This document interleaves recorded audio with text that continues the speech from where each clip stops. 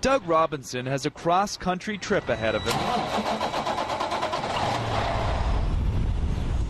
It's just a routine part of his job. The 30-year-old truck driver clocks thousands of miles a year, but he has another long haul, losing up to 100 pounds.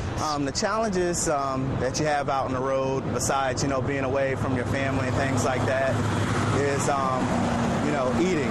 Robinson and his fellow truck drivers are in the front seat of America's obesity epidemic. It's really convenient to eat unhealthy.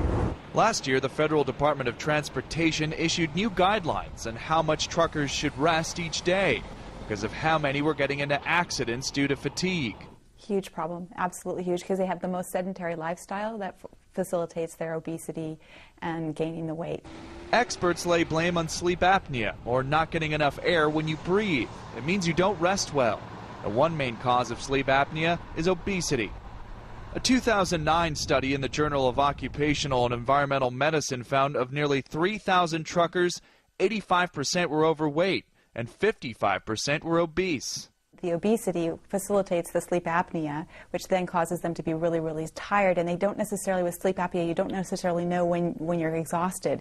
For many truckers, it's a vicious cycle. The more hours on the road, the more money they make. And even though the tractor trailer is moving, the drivers sit still for hours. I started packing on pounds immediately because they were my only options to eat, was to grab, that thing that wasn't so good for me and to, keep trucking down the road.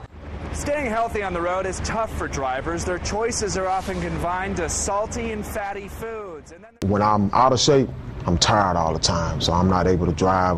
I feel fatigued. Since I've been working out now for the last probably about a month, I guess, give or take, I can tell the difference. Others take the fitness message directly to the shop floor. Conway freight drivers do morning exercises and stretching before their shifts. Doug Robinson hits the gym too, but he also eats more wisely. The fruit cups. He's also taking part in a weight loss challenge through his company U.S. Express. While Doug's on the road, he makes time to run his own wheels with a daily walk. Once I got into the program and I started losing weight, I had a boost of energy.